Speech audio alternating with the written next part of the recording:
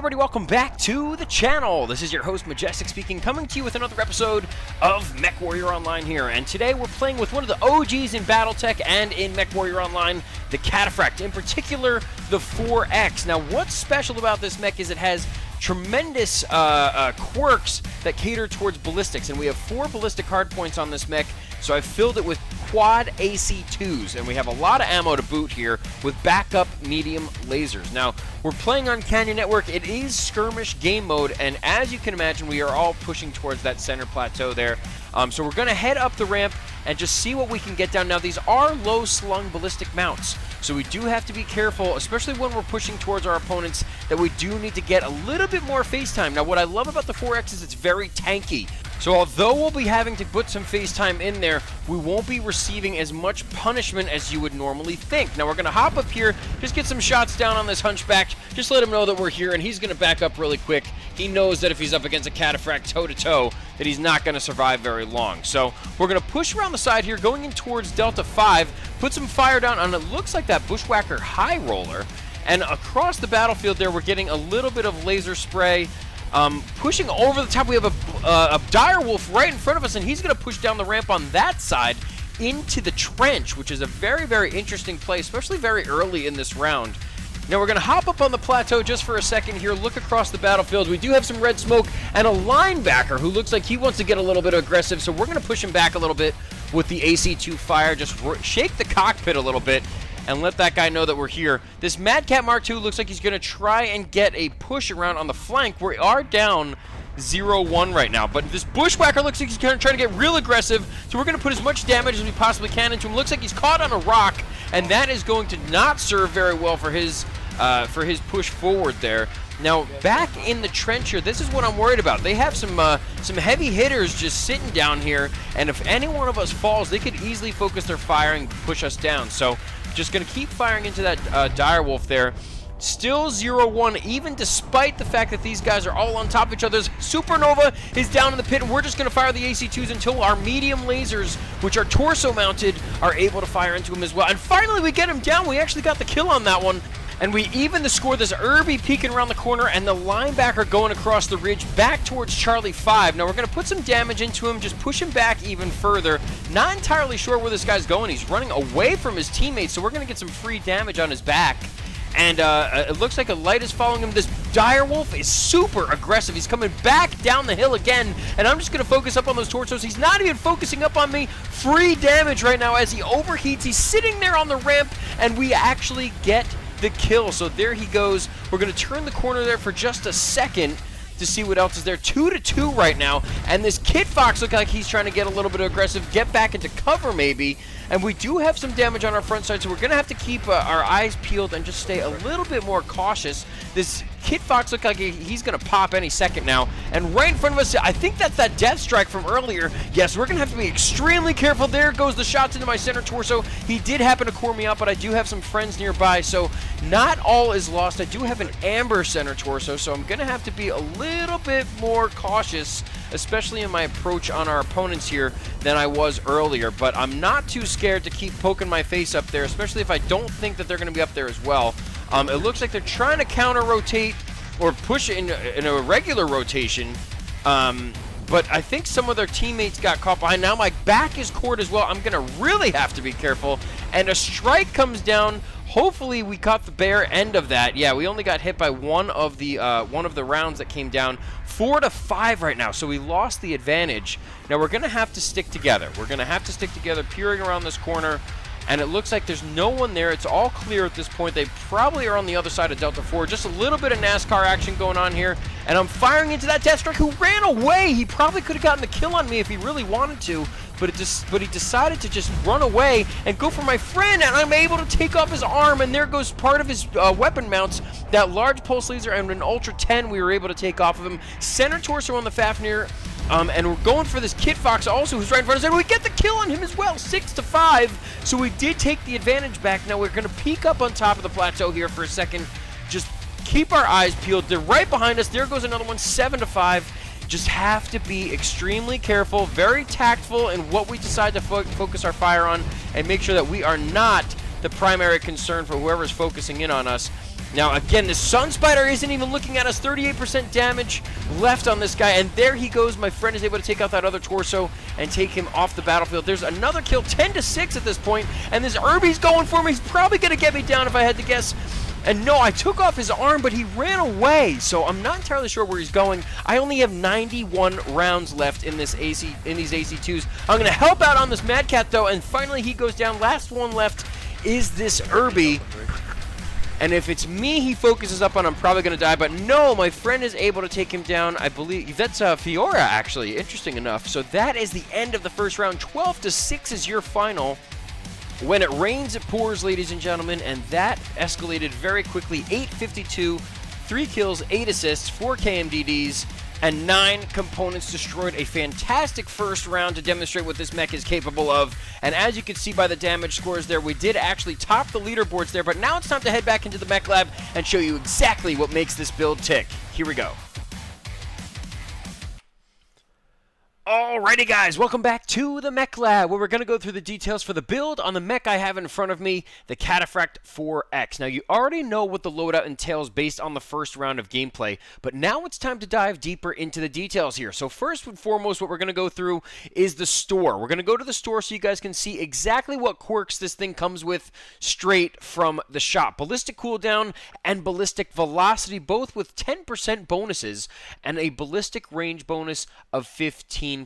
Now, it also has those base armor quirks on the center torso, left torso, left arm, left leg, right leg. So it has armor bonuses all over the place, which allow it to have that face tank ability that we were talking about earlier, where you can get more face time with your opponents on the front lines with the rest of your big guys. So we can get some face time without really sacrificing a whole lot of punishment relatively. Now, those ballistic cooldown and velocity bonuses, those help out the most, especially on the AC2s. The AC2s have the quickest cooldown of any ballistic weapon, and they also have the longest range out of any weapon. So that cooldown and range bonus definitely applies probably the most beneficially to the AC2s. Now, the ballistic velocity is generic. You know, that applies the same across all of the ballistic weapons, but we do have a 10% bonus for both the cooldown and the velocity and the range. Again, we get that 15% extra there. So certainly something to that I took into consideration when I was creating this monster, and something that I really appreciate about this mech. Now, you don't normally see Cataphracts with AC2s. You usually see, you know, Ultra 5s, maybe AC20s, Gauss rifles, stuff like that. So I really took my time in thinking about what the quirks were saying, where I can apply it, and where I could get the most benefit from it for. So that's really what I came up with. That was the rationale behind it. But now if we actually head into the mech lab itself, you can see exactly where everything is positioned. We have a crap ton of AC2 ammo. You know, we have 9 tons in total. We have 4 in each torso, or 2 in each torso to make 4, and then 2 in each leg to make 8, and then 1 more ton in the head. And even then, you could see we're still running out of ammo. We're still getting pretty close to the bottom here. So, you know, it's really a matter of making sure that your shots count. You know, firing AC2s, quad AC2s with the quirks that apply to this mech, especially when you see the skill tree in just a moment here, really are conducive to chewing through some ammo and spiking your heat even a little bit with that ghost heat, especially when you couple it with the 2 medium lasers. Now, the 2 medium lasers are in the center torso, so with a light engine on there, unless they pop our center torso, we will always have those mediums as backup. Now, that counts even if we are not necessarily a twig. If we lose both torsos, we will die, but if we lose both of our arms, we still will be able to fire these 2 mediums out on the battlefield as well to add an extra 10 damage to our opponents, which certainly helps out a lot in the long run, especially if you're making that face time with your opponents and you just really want to get some extra damage down, help out your friendlies who might be firing, and add some magnification or amplification damage to whoever your friendlies are firing upon. But really, that's the main gist of this thing. 70 out of 70 tons, 78 out of 78 slots, 424 out of 434 armor. I took 5 armor out of each leg. That's where a majority of the armor bonuses came from. So I decided that 5 armor out of each leg, especially when, you know, most of your opponents aren't firing at legs on the Cataphract. They're normally going for the center torso, or even just where a majority of your loadout is, which would be either torso on most Cataphracts. But on this one, it's very, very balanced and very, very symmetrical, except for the positioning of the AC2s. These two are both low slung under the arm. These two are in line with the arm. So they are, you know, placed within that arm as opposed to underneath it. That's the primary differences that you're looking at. We have a 1.61 heat management ratio, 13 double heat sinks in this thing, a firepower of only 18, but I also want you to take into consideration the fact that your DPS damage is where this mech comes into play. Its strength is the fact that it just keeps churning out the damage constantly on whatever it focuses its fire on. Now, we have 59 kph speed, so you saw that in the first round. It's not very fast, but it is very maneuverable nonetheless. I mean, you saw from the first round, we were still able to get our way around the battlefield pretty seamlessly, pretty easily, not really having much difficulty with it. No jump jets or anything. I decided not to take advantage of the one missile hardpoint that's in the head. I mean, really the only thing I could have done with that is either put, you know, a rocket launcher or something up there that costs 1 slot, a streak, an SRM-2, or even an SRM-4, but no Artemis or anything like that. So I decided to stick to my guns, literally my guns, the AC2s, and then backup mediums, just because, you know, survivability and being able to be useful on the battlefield without torsos and everything, you know, is certainly what I was aiming for, or arms, I should say, without having any kind of weapons left apart from what's left in the center torso. Now, if we head on over to the skill tree, you can see exactly what I did here. I focused majority of my my firepower nodes on the ballistics, and it was really just magazine capacity that we had to cater to here. Didn't decide to go with laser duration or anything like that. We don't have to worry about ultra or rack enhancements, LB spreads. We're not using those, and we're not using Gauss rifles, so we don't have to worry about any of those nodes. It was really just cooldown, heat efficiency, and adding that magazine capacity in there. Survival tree, I just amplified the armor that was already there, so I added more skeletal density. You have armor hardening that was already, you already had quirks for it on this mech, and we just amplified them even more so that this thing survives a beating out there on the battlefield. As for mobility, we took some skills in regards to anchor turn, torso speed, torso pitch, anchor turn, kinetic burst a little bit, obviously because going 59 kph, we want to help ourselves out a little bit in the speed department, especially if we're catching up to the rest of our friendlies. The anchor turn and torso speed and pitch are also critical, especially when you're talking about using those backup mediums, when you're using that torso speed to get those guns back onto your next opponent and start firing again. So that's the primary you know, use as for what I was going for with the skill tree nodes in the mobility section. As for operations, I decided to go with improved gyros. Obviously, we're going to have a lot of FaceTime, so we're going to get a lot of fire down, but we're also going to receive a lot of fire, especially when we need to do a lot of FaceTime because of those low-slung ballistic and energy weapons that are underneath the cockpit level. So improved gyros just to reduce the shake on the cockpit, heat containment, a little bit of cool run added in there just to amplify that you know, that heat management ratio that we have, that 1.61 that we have in our favor, and just make sure this mech is pretty efficient all around. We added the consumable slot just for, you know, as you can see on the consumables, I added the artillery strike and a cool shot, just so that we have both. We have the cool shot just in case we do use that ghost heat and it really heats us up a little bit. We could put, you know, inject that cool shot and get us back down to nominal levels. And then the artillery strike, obviously just for amplification damage if we see some of our opponents when we're FaceTiming them, just to get some more artillery strike damage down and hopefully get them in a group. But that's the build. That's the all-encompassing description of how this mech ticks, exactly how it works and where everything is placed, and exactly the rationale, the reason behind why I built it this way. And I'm absolutely loving it. I really, really enjoy this mech, especially with the quirks and the tankiness that it has out there on the battlefield. You guys know I'm a skirmish brawler, and the fact that this thing adds that extra dynamic to it, especially in the tankiness department, to survive a little bit longer out there on the battlefield really caters towards my strong suit and stuff that I'm looking for in the mechs that I play out there on the battlefield. But that's going to do it for the overview. Let's head back out to the battlefield. We have one more round of gameplay to go through, so thank you guys for checking out the build in the description. If you want to see more, I'll post the link down below so that you guys have it. I'll also post the import link so you guys can directly inject it into your accounts if you decide to get this mech. But enough chatter. Let's head back out to the battlefield for our second round of gameplay. Here we go.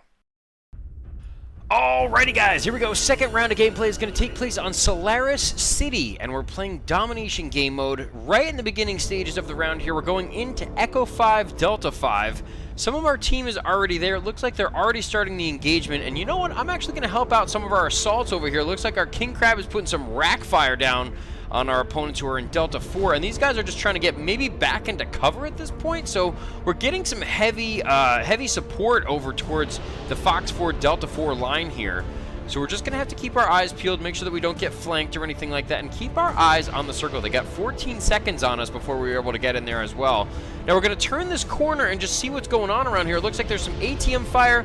Bravo is in the tunnel here, and we're just going to fire into this guy as much as we possibly can. Doesn't look like he's getting helped by any of his teammates. We're going to go for that center torso if we possibly can, and he does get taken down very early in this round. One zip is pretty quick here, 2.5 minutes in. Arctic Wolf now pushing over, and as well as another Timber Wolf giving us his back, and we're going to go for the backside on that Timber Wolf if we can. Looks like we're just going to get some free shots down on him as he chases down. He's squirreling hard right now, and his back is completely orangey red. So we're going to turn the corner again. A Madcat Mark II here now, and it looks like he doesn't want anything to do with the Dakka. So we're going to get some shots into him as he just puts some of his large pulse laser fire down on us. This Stalker is behind the post right there, and we're going to keep our attention on him. Yeah, he's got some large lasers. He's just trying to put some burn damage down, along with looks like some SRMs or MRMs there.